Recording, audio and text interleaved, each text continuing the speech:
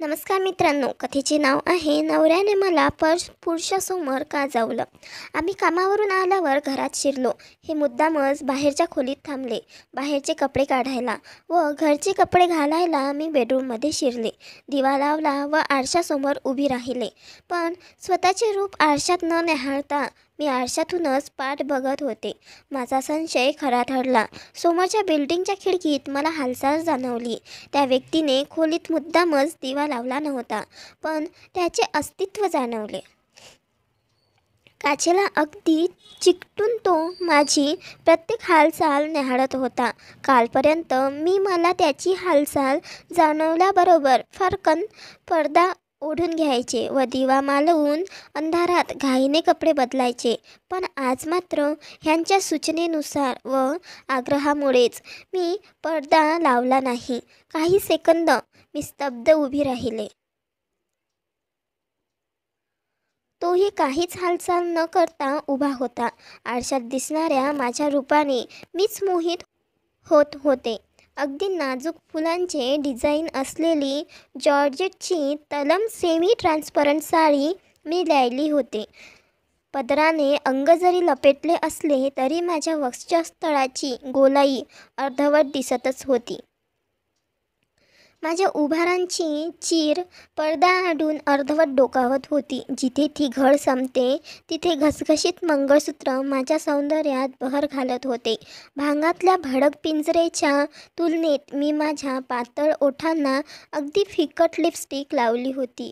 मुद्दाम चोपून चोपून बेंबीच्या खाली नेसलेली साडी माझ्या बेंबाटाच्या खोलीचा व भोवतालच्या मासल वळण्या अंदाज देत होती. मी जीवने किंचित विलग करत माझ्या कुंदकड्यांसारख्या दातांचे त्याला दर्शन दिले.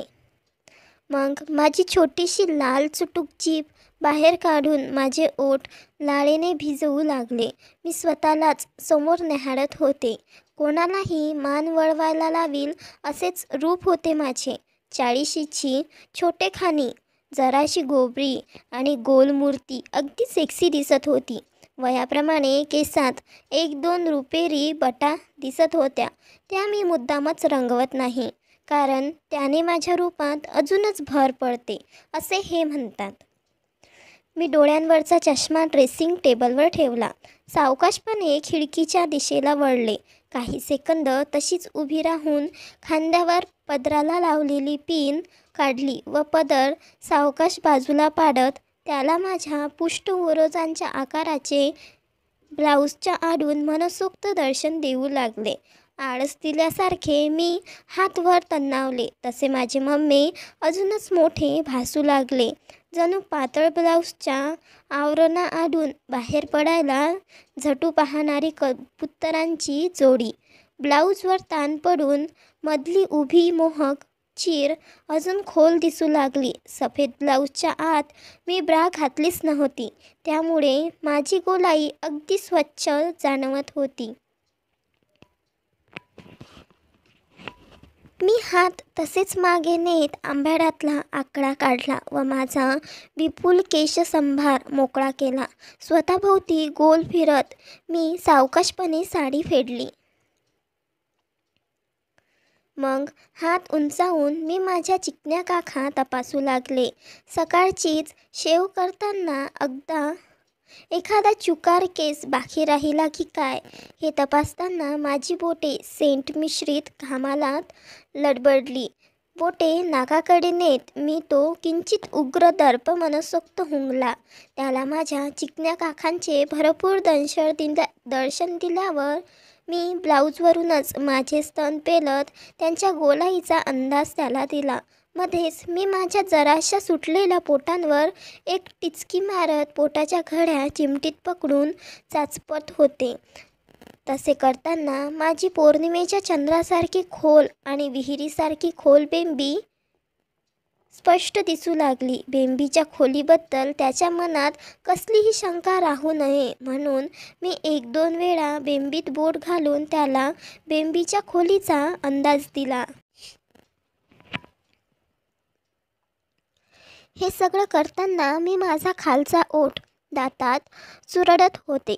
माझ्या ह्या अद्देवर हे नेहमीच फिदा होतात, पण आज मी हे सगळे चाळे त्या समोरच्या प्रेक्षकासाठी करत होते. बेंबीतले बोट बाहेर काढत मी ते चोखले व हळुवारपणे ते बेंबीच्या खाली उगम पावणाऱ्या व गुप्तांगाच्या दिशेने धावणाऱ्या लवेच्या रेषेवर फिरवले. जणू काय ती रेषा म्हणजे माझ्या अनमोल ठेव्याकडे जाणारी पायवाटच आहे. परकर जरा वर घेत मी कमरेभोवती खोचून घेतला. त्यामुळे माझ्या लठ्ठ गोऱ्या पोटऱ्या, नाजूक गुलाबी टाचा व छोटुकली पावले त्याला दाखवत मी पायातली जोडवी काढून बाजूला ठेवली. पायातल्या चांदीच्या पैजणांमुळे माझी नाजूक पावले हायलाईट होत होती. माझ्या बिनबाह्यांच्या ब्लाऊजमधून खुलून दिसणाऱ्या माझ्या मांसलदंडाकडे त्याचे लक्ष वेधण्यासाठी मी स्वतःच आलटून पालटून त्याच्यावर माझी नाजूक बोटे फिरवत काही वेळ माझे दंड कुरवाडले. मग सावकाशपणे ब्लाऊजचे खालचेच 2 हुक खोलले. त्याबरोबर माझ्या मुलायम पण जड वक्षस्थळाचे अर्धचंद्र किंचित ब्लाऊज बाहेर लटकू लागले. स्तनाग्राच्या लाल गुलाबी कळा पण किंचित डोकावू लागल्या. मी अर्धवट बाहेर पडलेले स्तन हातात घेऊन हलकेच दाबायला सुरुवात केली. दाबता दाबता माझी बोटे स्तनाग्राचा मागोवा घेऊ लागली. अचानक माझ्या उजव्या हाताला माझ्या डाव्या स्तनाची चोच मिळाली, पण मला ब्लाऊजचा अडथळा नकोसा वाटू लागल्यामुळे मी ठरलेली बटणे खोलीत ब्लाऊज काढला. नाकाजवळ ब्लाऊजचा माझ्या गोऱ्या पाठीत घट्ट रुतून बसलेला भाग नेला व मनसोक्तपणे माझ्या घामाचा वास घेतला. गव्हाळ रंगाची किंचित लटकलेली माझी माजलेली थाने खिडकीकडे बघत होती. पाण्याने टम भरलेल्या फुग्यांप्रमाणे असणाऱ्या माझ्या थानांमुळे माझी नाजूक गोबरी पावले मला दिसत नव्हती. मी स्तनाखाली माझे तळवे धरत तळव्यांवर त्यांना खेळवू लागले. पंजे स्तनांच्या दोन्ही बाजूला आणत मी स्तन मधल्या घडीच्या दिशेने एकमेकांवर घासू लागले. एक बोट मी तोंडात घालून थुंकीने भिजवले व स्तनांवरच्या वर्तुळांवरून घासू लागले. तसे करता करता मी स्तनांवरच्या पुटकुड्या कुरवाळत होते. लवकरच त्याचा परिणाम माझ्या लांब सडक गुलाबी बोंद्यावर झाला व ती टवकारून खिडकीकडे बघू लागली. यांच्या म्हणण्याप्रमाणे वय झाले तरी माझे कडे नुकत्याच वयात येऊ लागलेल्या तरुणीप्रमाणे लांबट पण नाजूक व लाल गुलाबी आहेत. आता मी माझ्या लाडक्यांचे कसे दुर्लक्ष करू? मी चिमणीत माझे कळे पकडून ते कुस्करू लागले. मला माहीत होते की ती व्यक्ती डोळे फाडून माझे हे चाळे बघत असणार. कोणासमोर तरी आपले अंग प्रदर्शन करण्याची कल्पनाच फॅन्टॅस्टिक होती. ह्यांच्या डोक्यात नेहमीच अशा सुपीक कल्पना येतात. अचानक माझे लक्ष समोर गेले. ती व्यक्ती आपल्या पॅन्टीचा फुगवटा कुरवाळत असल्याचे मला जाणवले. मी ह्यांना आत बोलावले. ह्यांच्या अंगावर फक्त एक अंडरवेअर शिल्लक होता. अनोळखी व्यक्तीच्या समोर कामक्रीडा करण्याच्या कल्पनेने त्यांच्या पंटीचा तंबू झाला होता. मी ह्यांना आवेगाने आलिंगन दिले. ह्यांच्या पिळदार छातीत माझे स्तन ऋतू लागले. हे म्हणाले, अगं हे काय, नीट उभी राहा ना. मी म्हणाले, आम्ही नाही जा, आम्हाला लाज वाटते गडे. हे म्हणाले, आ हा हा, म्हणे लाज वाटते. अगं तुझीच किती दिवसाची फॅन्टसी होती ना अनोळखी माणसासमोर संभोग करण्याची, तीच तर पुरी करतोय आपण. हे खरेच आहे म्हणा. अनोळखी व्यक्तीसमोर संभोग करायची नाही तर किमान पक्षी अंग प्रदर्शन करायचे माझे किती दिवसांचे स्वप्न होते. तसे आम्ही बरेच वेळा बांदा रेक्लेमेशनला संध्याकाळी बरेचदा जातो. खूप एक्साईट व्हायला होते तिथले वेगवेगळे कपल्स व त्यांचे चाळे बघून. मुके काय, अंग कुरवाडणे काय, कपड्यांवरूनच उभार दाबणे काय, काही विचारू नका. काही बहाद्दर तर कसलीही लाज न बाळगता बरोबर चिला आपले बंटी चोखायला लावतात. काही धाडसी स्त्रिया तर सरळ आपली थाने उघडी करतात चोखून घेण्यासाठी. मला खात्री आहे की काही मुली आणि बायका आत चड्डी न घालताच येतात व बरोबरच्याकडून आपली बबली चोळून घेतात. खडकांच्या आड एक पोरगी इतकी वाफेवर आलेली दिसत होती की चक्क सलवार खाली करून मित्राला बबली चाटायला लावत होती. माझ्या बबलीत अशी सुरसुरी आली म्हणून सांगू? विचार करा, मी आणि हे आडोशाला बसलोय. ह्यांनी माझ्या साडीच्या घोळात आपले डोके घुसवून दाण्याला जीभ भिडवली. बरेच लोक बघत आहेत. बरं ते असो. तर काय सांगत होते? आमच्यासारख्या आंबट शौकीनांचा पण झुंबड उडालेली असते तिथे. बरेच वेळा वाटतं की ह्यांच्याकडून गाडीतच चाटून घ्यावं खुशाल. काचेतून जर कोणी चोरून बघितलं तर अजून मजा येईल. पण नाही बाबा, आपली एवढी हिंमत झाली अजून. पण आम्ही हल्ली मात्र शक्य तितके तिकडच्या जोडप्यांचे चावट फोटो काढतो. म्हणजे कधी मुके घेताना, तर कधी एखाद्या भाभीच्या ब्लाऊजमधून डोकावणारी स्ट्रॅप, तर कधी एखाद्याचे आपल्या मैत्रिणीच्या मुठीत हलणारे बंटी. मग घरी येऊन आम्ही सावकाश ते फोटो बघतो. त्यानंतर कामक्रीडा करताना जास्त उत्कंठ आनंद मिळतो. अगदी होईकोर BP बघताना सेक्स केल्याच्या आनंदापेक्षा जास्त. बघा, परत मी भलतीकडेच घसरले.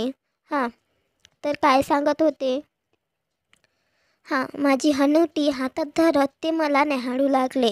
त्यांच्या डोळ्यात कामवासनेची एक वेगळीच चमक दिसत होती. मी लाजेने नजर खाली घेणार तोच त्यांनी बोटांनी माझ्या कानाच्या पाकळ्या कुस्करायला सुरुवात केली. असे केले मी खूप एक्साईट होते. मी स्वतःच त्यांच्या ओठांना माझे ओठ भिडवले. हे म्हणाले, अगं थांब थांब, ह्या अँगलने त्याला फक्त माझी केसाळ पाठ दिसणार, त्याचा काय उपयोग? असे म्हणून ते मला मागून बिलगले व त्यांनी मला हात वर करायला लावले. त्यांना माहीत होते की हात वर केले की माझे एरवी जरासे लटकणारे दिसणारे स्तन अगदी डौलाने उभे राहिलेले दिसतात. ह्यांच्या नाकात माझ्या काखेतला सेंट मिश्रित घामाचा सुगंध घुसला. ते माझ्या काखेत इंगू लागले. त्यांची लांबसडक जीभ माझ्या मऊ काळसर काखांतून फिरू लागली. काळजीपूर्वक शेव करूनही बाकी राहिलेल्या चुकार केसांची खरखरीत मुळे त्यांना चुपूक चुपूक करून चुमली. मी म्हणाली, किस घ्या ना माझा. असे म्हणून मी स्वतःच मान वळवली. तेही मान तिरपी करून माझ्या ओठाला भिडले. माझी जीभ त्यांच्या जिभेला भिडली. आमचे खोल मुके घेणे चालू होते. मला त्यांच्या जिभेवर रोडणारी माझ्या घामाची तुरट चव जाणवली व मी आवेशाने त्यांच्या ओठांवर तुटून पडले. पहिला आवेग ओसरल्यावर आम्ही जरा सावकाश जिभेचे पेच लढवू लागलो. त्यांची टोचणारी मिशी व गरम श्वास माझ्या कामायनीला चेतवू लागले. ह्यांचा हात माझ्या पोटावरच्या वळकट्यांमधून फिरत होता. आता हे माझ्या बेंबीत बोट घुसवणार असे मला वाटले. पण त्यांनी बोट आत न घालता माझ्या बेंबीभोवती आपली बोटे दाबायला सुरुवात केली. जणू ते त्या व्यक्तीसाठी माझ्या खोल बेंबी हायलाईट करत होते. अचानक बेंबीत बोट तसेच ठेवत त्यांनी अंडरवेअरच्या फटीतून आपले तणावलेले हत्यार बाहेर काढले. त्यांचा अर्धवट उघडा पडलेला सुपाडा रसाने चमकत त्यांच्या पूर्ण तापण्याची निशाणी देत होता. मला त्यांचा बेत समजला. जवळ असलेले छोटे स्टूल त्यांच्या पायाखाली दिल्यावर त्यांचा अँगल बरोबर जमला. मग त्यांच्या हत्याराभोवती मूठ आवळत मी ते अलगद माझ्या बेंबीला भिडवले. कमरेला एक हिसडा देत त्यांनी बंटी माझ्या बेंबीत घुसवले. मग झटके देत ते माझी बेंबी भोगू लागले. माझ्या खोल बेंबीत त्यांचा सुपाडाच जात होता. मस्त टाईट रुतत होता त्यांचा सोटा. माझ्या मुठीमुळे त्यांना मस्त घर्षणसुद्धा मिळत होते. मी दुसऱ्या हाताने त्यांच्या गोट्या पिळत होते. पण त्यांनी माझ्या हातावर एक फटका मारल्यावर मी गोट्या सोडून दिल्या. 10-12 फटके मारल्यावर ते थांबले. त्यांनी बेंबीतून बंटी उपसला. स्टूल बाजूला ठेवले व ते टक लावून माझ्या छातीकडे बघू लागले. मला एक आलिंगन देत त्यांचे ओठ माझे गोळे चोळू लागले. ओठांबरोबरच त्यांचे हातही अधीरपणे सगळीकडे फिरू लागले. हे म्हणाले, किती मस्त आहे ग बॉल तुझे, कधी थांबूच नाही असं वाटतं बघ. मी म्हणाले, इश्श, मग थांबूच नका ना गडे. माझे दोन्ही स्तन हातात पेलत ते म्हणाले, वेड लागतं ग मला तुझे गोळे बघून. मी म्हणाले, अय्या खरंच. उत्तरादाखल ते म्हणाले, तुझ्या हाताने भरव ना ग आज मला तुझे मम्मी. मी म्हणाले, चला जावट कुठले, तुम्हीच घ्या ना तोंडात. त्यांनी एक स्तनाग्र चाळवताना दुसरा स्तन दाबायला सुरुवात केली. काही वेळाने ते आलटून पालटून दोन्ही स्तन हलकेच दाबू लागते. दाबता दाबता त्यांची बोटे निप्पलच्या मागे काढू लागली. त्यांचे एक बोटे उजव्या स्तनाच्या पुटकुड्यावर पडले तसे त्यांनी पुटकुड्यांसंगट अख्खे बोंडच कुस्करायला सुरुवात केली.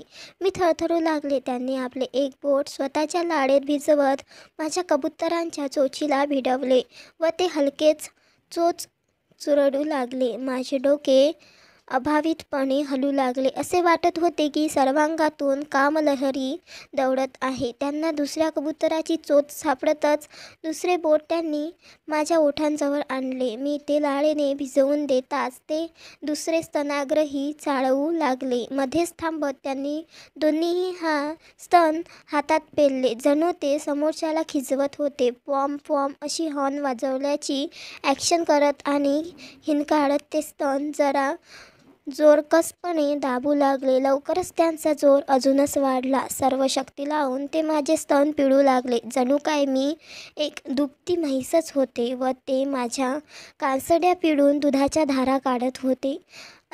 मी सुस्कारले. बायकोला दुखतंय ह्याची त्यांना कल्पनाच येत नव्हती. मी कसेबसे त्यांना थांबवले तसा ते परत चावट हट्ट करू लागले. त्यांनी माझे टचटचलेले स्तनाग्र चिमटीत पकडले व ते चाटू लागले. त्यावर जिभेने वर्तुळ काढत ते माझ्या कबुतराची चोच जिभेच्या शेंडाने छेडू लागले. माझी कामोत्तेजना वाढू लागली. सगळी राज सोडून मीच त्यांना माझे स्तन भरवू लागले. माझ्या सुंदर आणि मादक स्तनाची टोके आपल्या लाडक्या पतिराजांच्या तोंडात देताना तेही परक्यासमोर मला भरपूर एक्साइटमेंट मिळत होती. हे मधूनच माझे नाजूक काळे चक्क दातात पकडून चावत होते. त्यांनी चावताच अंगात वेदनेची एक लाट उमटत होती. पण त्यावर ह्यांच्या उष्ण ओठांच्या आवेगापूर्ण पण हळूवार स्पर्श सुखाचा उतारा मिळत होता. मी कामसुखाने डोळे मिटून घेतले होते. अचानक हे थांबले व उठून उभे राहिले. मी डोळे उघडले. मी म्हणाले, नका ना थांबू प्लीज.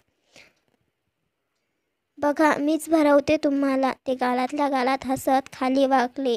मी माझ्या तळव्यावर एक स्तन पेलला व त्यांच्या समोर नाचवू लागले.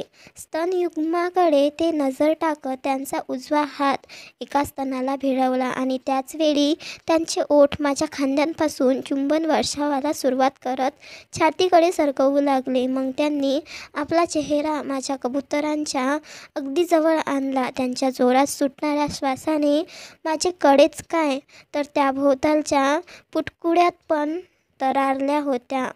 ते जिभेच्या शेंड्याने स्तनांभोवती गोल काढू लागले.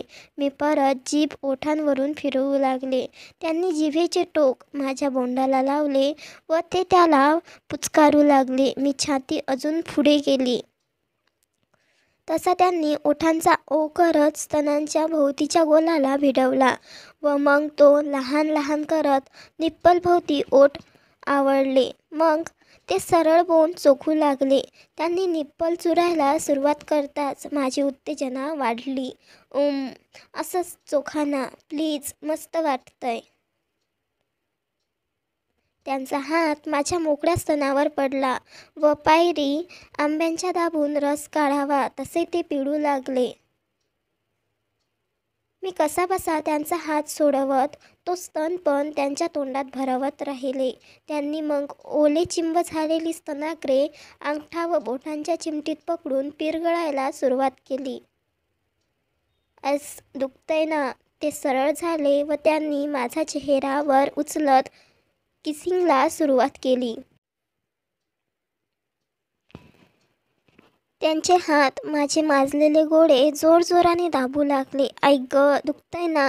पण ते थांबायलाच तयार नव्हते. जितक्या आवेगाने ते माझे मुके घेत होते तितक्याच आवेगाने ते माझी थाने रगडत होते. जणू काही माझी नाजूक थाने म्हणजे कणकेचा नाही तर मैद्याचा गोळाच. माझ्या अंगात गोड वेदनेच्या लाटा उसळत होत्या. मी हळूच जीभ बाहेर काढली. आमच्या जिभ्या वळवळत पेच लढवत होत्या. ह्यांनी माझे निप्पल रासवटपणे चुरगळायला सुरुवात केली. एकदा तर इतक्या जोराने दाबले की मी जोरात किंचाळत त्यांना दूर लोटले. ते जवळ आले आणि त्यांनी परकराच्या नाडीला हात घातला, पण सोडवला मात्र नाही. फक्त परकर जरा ढिल्ला केला. आता चड्डी नव्हतीच. परक्या व्यक्तीसमोर नागडे राहण्याची कल्पना इतकी कामुक होती की माझ्या योनीतून कामरस पाझरत होता. बायकोला त्याच्यासमोर नागडी करण्याची संधी मिळाल्यामुळे ह्यांचे केळ पूर्ण कडक झाले होते. त्यांनी कधीतरी चड्डी काढून टाकली असावी, कारण माझ्या नितंबनावर त्यांचे कडक अवजार घासले जात होते. मी अहो या ना आत. हे म्हणाले, कुठे ग? मी म्हणाली, उगाच कशाला नाटकं करता, घ्या ना मला आता तुमच्या खाली. नाही राहावत हो आता. हे म्हणाले, नाही राहावत म्हणे. अगं तू जर बेडवर झोपलीस आणि मी तुझ्यावर चढलो तर त्याला काय दिसणार, कपाळ? मी म्हणाले, मग? ह्यांनी काहीच न बोलता माझ्या चरबीने भरलेल्या डेरेदार नितंबनावर एक जोरकस थाप मारली. बापरे, म्हणजे हे मागच्या दारातून आत शिरणार? मी मनातून घाबरले, कारण मला गुदमैथून हा प्रकार फारसा सुखावत नाही. अर्थात ह्यांच्या बॅकडोर एंट्रीचा बेत असला तरी मी फारसे आडेवेडे घेत नाही. पण खरं म्हणजे हे जेव्हा प्रत्यक्ष आत घुसतात, त्यापेक्षा जेव्हा माझ्या नितंबाशी व गुद्दाशी वेगवेगळ्या तऱ्हेने खेळतात ना, तेव्हा मी फार एक्सायटेड होते. विशेषतः ते जेव्हा माझ्या गुद्दावर जेव्हा मुक्यांचा वर्षाव करतात आणि मग हळूच जीभ जेव्हा गुद्दात घुसवतात, तेव्हा माझी छकुली आनंदाने पाणी गळायला लागते. बघा, झालं सुरू माझं विषयांतर. असं होतं बघा माझं मेलीचं. ह्यांनी माझ्या भोपळ्याच्या मधल्या भेगेला चाचपायला सुरुवात केली. मग सरळ खाली फटकल मारून बसत ते माझे गोल गरगरत नितंब कुरवाळू लागले. नितंब कुरवाळता त्यांनी अलगद जीभ टेकवली. मी म्हणाले, नको हो प्लीज. त्यांनी मात्र माझ्या नितंबनाचे मांस तोंडात घेऊन चोखायला चालू केले. वेगवेगळा भाग ते चोखत होते. तसे करताना दुसरा भोपळा ते रापत होते. अचानक ते माझ्या गोऱ्या मुलायम नितंबनाला कळकळून इसकले. मी कळकळून ओरडले व घाबरून मागे वळून बघायचा प्रयत्न करू लागले. त्यांनी त्या चाव्यावर एक कुंकर मारली व परत ते नितंबाचा हळूवार आणि प्रेमाने मुके घेत सुटले. त्यांनी नितंबाच्या मधल्याची रेत नाक घुसडले व ते इंगू लागले. लवकरच तिथला गोंडस वास त्यांच्या नाकात भिनला. स्वतःच्या बायकोचे भोपळे 2 हातात पकडून फाकवत ते मधल्या सुरकुतलेल्या भोकाकडे लाडीकपणे बघू लागले. काही वेळ नुसते बघितल्यावर त्यांनी गुद्दाला ओठ भिडवले. मग त्यांची जीभ बाहेर येऊन माझ्या गुद्दाला रुसण्या देऊ लागली. पण पुढे काय घडणार हे माहीत असल्यामुळे मी मात्र गुद्द गच्च आवळून घेतले होते. मी म्हणाले, शी, नका हो तिकडे तोंड लावू. हे म्हणाले, अगं उगाच नको नको काय करतेस? मला आहे माल आहे माल तुझी गाण एकदम कोवळी आणि टाईट. मी म्हणाले, नका ना चाटू तिथे, मला बाई लाज वाटते. अहो तो बघत असेल ना सगळं. हे म्हणाले, असू दे ना, मला माहिती आहे की तू त्याच्यासमोर आपली खोलून दाखवायला किती उतावीळ झाली आहेस. ते काही नाही. उद्या दादर चौपाटीला बघ, सगळ्यांच्या समोर टरबुजांत बोर्ड घालतो बघ तुझ्या. सगळ्यांना दिसू दे ना माझ्या बायकोची चिकनी टरबुजं. असं म्हणून त्यांनी अजून जोर लावत माझे नितंब फाकवले. त्याबरोबर आपोआप माझा विरोध ढिला पडला व त्यांनी जीभ आत घुसवली. त्यांची जीभ आत घुसताच माझ्या टरबुजांचा ठरला सुरला विरोध पण गळून पडला व ती पूर्ण ढिल्ली पडली. ह्यांची जीभ चौफेर फिरत आतल्या मखमलीचा गोंडस तुरट स्वाद घेण्यात गुंग झाली. मी एक हुंकार दिला व गुद्द चाटण्याचा आनंद घेऊ लागले. डोळे मिटून अशी कल्पना करू लागले की खडकात ह्यांनी मला निजवली आहे. साडीवर करून माझे नितंब उघडे करून हे बोटांनी माझे मागचे द्वार पुचकारत आहे आणि बरेच जण हावरटासारखे आमचे चाळे बघत आहे. माझ्या योनीतून काम सलिलाचे लोट वाहू लागले. उभी असल्याने ते चिकट पाणी माझ्या मांड्यांवर पसरू लागले. तो उग्र वास ह्यांच्या नाकात गेला, कारण ते उभे राहिले. मग ह्यांनी परत माझ्या नितंबावर एक चापटी मारली व म्हणाले, चल ओळोनी हो, उभी राहा, बघू आता. म्हणजे मी मागून घुसतो तुझ्या बिळात आणि सपासपा चोदतो तुला. बघ त्याला तुझे लटकते बॉल, मस्त सुटलेले पोट, बेंबी, मांड्या आणि मधला त्रिकोण सगळं दिसेल बघ व्यवस्थित, असं म्हणून त्यांनी मला जरा बडेबडेच ओढणे केले. मी सुटकेचा निश्वास टाकला. चला म्हणजे आता तरी हे मागून घुसत नाही. त्यांनी त्यांचा पंजा माझ्या तोंडाजवळ आणला. मी पचकन थुंकले. त्यांनी आपल्या बंटीला माझी थुंकी फासली. मी म्हणाले, घाला ना हो आत. ह्यांनी माझा परकर वर केला व कमरेभोवती दुमडला. माझ्या मोठ्याला नितंबनामधून वाट काढत ते माझ्या योनीद्वाराजवळ पोहोचले. मी लगबगीने त्यांच्या बंटीच्या टोकाला माझ्या गुहेचा दरवाजा दाखवला. माझ्या नितंबाचा आधार घेत त्यांनी एक जोरकस फटका मारला. तसा त्यांच्या बंटीचा पुढचा भाग माझ्या बुडबुडीत योनीत घुसला. मग माझ्या नितंबाचा भक्कम आधार घेत ते मला सावकाश जळू लागले. त्यांचे पोट माझ्या नितंबावर आदळून चपचप आवाज येऊ लागला. ते एका लयीत मला जळू लागले. लवयाचे टोक योनीतून बाहेर येऊन परत आत घुसू लागले. बुडबुडीत योनीतून चुपूक चुपूक आवाज येऊ लागला. मी समोर एक तिरपा कटाक्ष टाकला. ती व्यक्ती अजूनही तिथे उभी होती. परक्या व्यक्तीच्या समोर संभोग करण्याची यांची कल्पना जबरदस्त होती. ह्यांच्या प्रत्येक धक्क्याबरोबर माझी अवजड थाने हिंदकळत होती. प्रत्येक धक्क्याबरोबर मंगळसूत्र पण हालत होते. हे दात ओठ खाऊन मला जवत होते. मध्येच माझ्या नितंबावर जोरात चापण्या मारत होते. कितीतरी वेळ आमचे हे आसन चालू होते. मी गळण्याच्या अगदी जवळ पोहोचले होते. माझ्या बबलीत होणारे आकुंचन ह्यांना जाणवले. त्यांनी नितंबावरून हात अजून खाली घसरवले व माझे थुलथुलीत पोट घट्ट पकडत मला खोलवर जवायला सुरुवात केली. आई ग, मी येतेस, मी कंचाळले. त्याबरोबर ते थांबले. मी म्हणाले, अहो थांबू नका ना आता प्लीज, नाही सहन होत आहे हो. हे म्हणाले, अगं मला एक छान कल्पना सुचली आहे. मी म्हणाले, सगळ्या कल्पनानंतर आधी गळू द्या ना मला प्लीज. हे म्हणाले, अगं हो हो हो, तेच तर सांगतो आहे, तुझे गळून पण होईल आणि आपण त्या व्यक्तीला एक नवीन आसन पण दाखवू. असे म्हणून त्यांनी प्लॉपकन बंटी बाहेर काढला. मी सरळ उभी राहिले. हे कपाटाजवळ गेले. मी एका हिसया सरशी परकन सोडून दिला. माझ्या भल्या थोरल्या मांड्या पूर्ण उघड्या झाल्या. त्यावरून ओघळलेल्या योनिरसांमुळे त्या चमकत होत्या.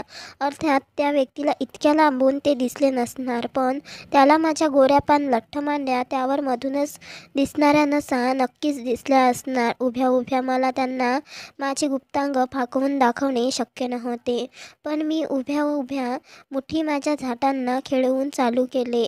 एक बोट मी माझ्या योनीच्या ओठांवरून अर्गत फिरवले. कामरसाने भिजलेले ते बोट मी ओठांजवळ आणले व एखाद्या पॉर्नस्टारप्रमाणे सेक्सी अदा करत ते चोखून घेतले.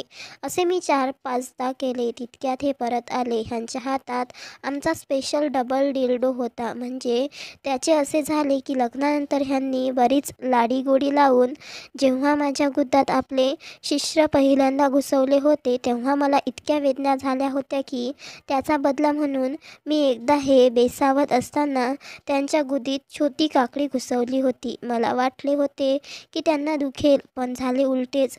हे प्रचंड एक्सायटेड झाले व माझ्याकडून काकडीने आपली टरबुजं मारून घेऊ लागले. नंतर त्यांनी एके दिवशी हा डबल डिल्डो आणला व मला त्याचा वापर पण शिकवला. तर काय सांगत होते? हे म्हणाले, चल माझी मार ना आता पटकन.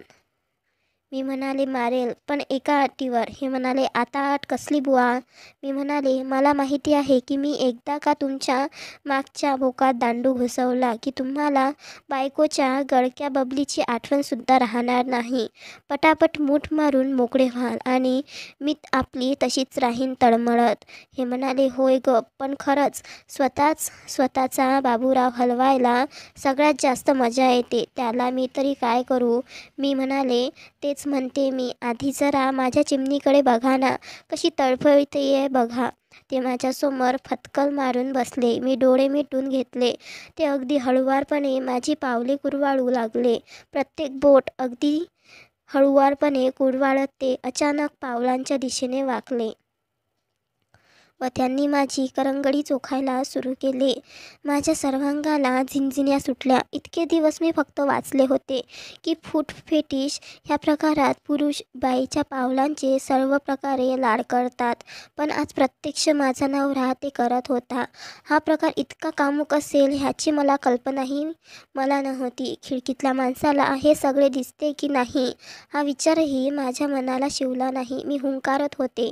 पावलं दाबत दाबत त्यांनी हात माझ्या पोटऱ्यांवर पडले. त्या मांसल आणि पिठूर पोटऱ्यांवरील निळसर नसांचा वेध घेत त्यांची बोटे सगळीकडे फिरत होती. माझ्या लाल गुलाबी छकुलीच्या ते खूप जवळ होते. माझ्या छकुलीचे भरपूर जाड आणि किंचित लोंबल्यासारखे दिसणारे ओठ त्यांना आमंत्रण देत होते. योनीतून चिकट पांढरट योनीसर जोरात पाझरत होता. जांघांमधून तो मांडीवर घसरत होता, पण त्यांचे फक्त माझ्या पोटऱ्यांकडे लक्ष होते.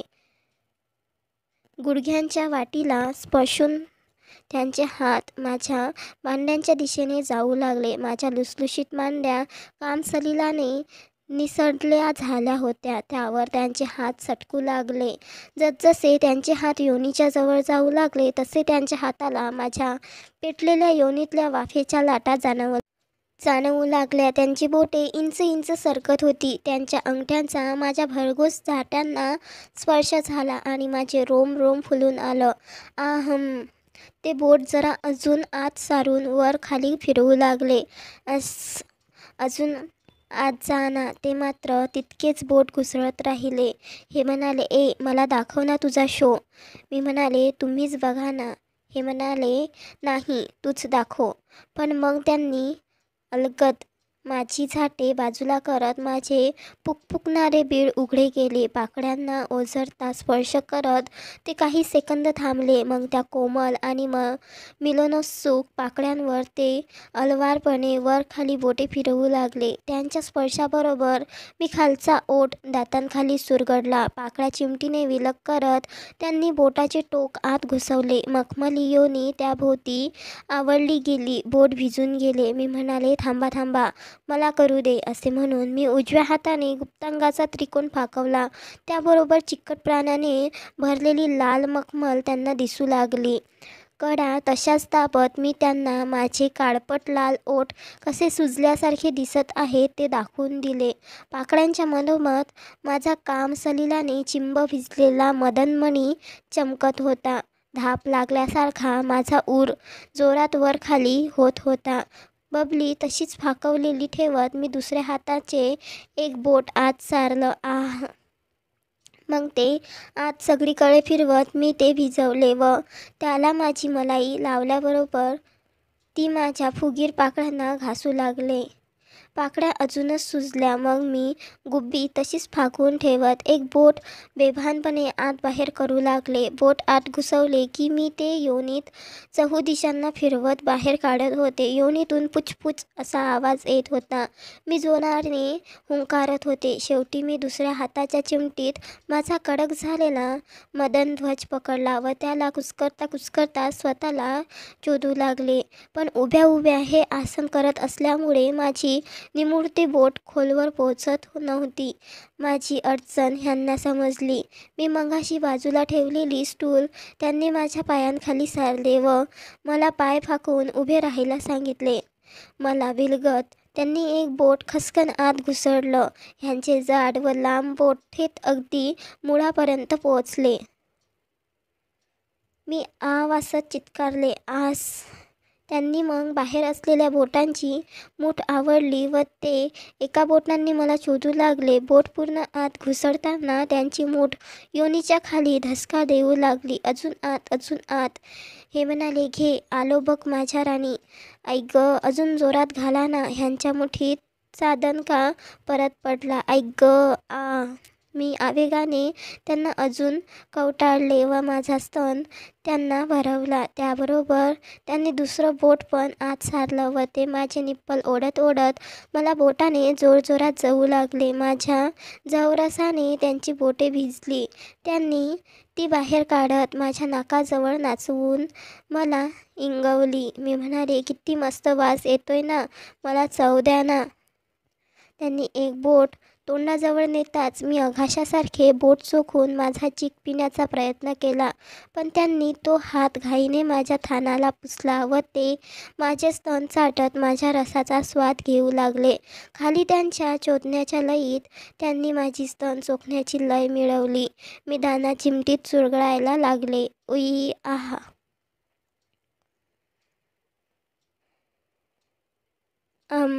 एस एस मी येते. हश.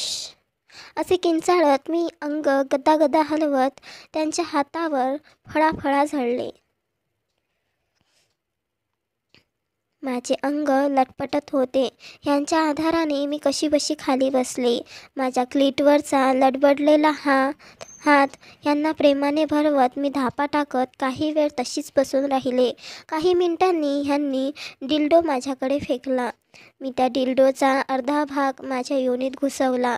मग कमरेभोवती आणि मांड्यांभोवती त्यांचे स्ट्रेप आवळत त्यांचा उरलेला भाग एखाद्या तणावलेल्या बंटीसारखा हातात नाचवू लागले. हे ओढणे उभे राहिले. मी खाली वाकले व ह्यांच्या सपाट आणि केसाळ पुट्ट्याची मुकी घेऊ लागले. एका बोटांनी मी ह्यांची मधली भेग चाचपडत होते. माझे बोट ह्यांच्या गुद्दाच्या सुरकुत्यांच्या जवळ पोचले आणि डिंगडॉंग बेल वाजली. हे पटकन लेण्यात आपले शरीर खुपसत दरवाजा उघडायला पळाले. मी घाईने पडदा खेचला, डिल्डो सोडला व गाऊन घातला. बाहेर येऊन बघते तर काय, ह्यांच्या आई आल्या होत्या. हे त्यांना आणायला न गेल्यामुळे बऱ्याच चिडल्या होत्या. त्यात त्यांची नजर माझ्यावर पडताच मी गाऊनच्या आत काहीच घातले नाही आणि कपाळावर कुंकू पण नाही.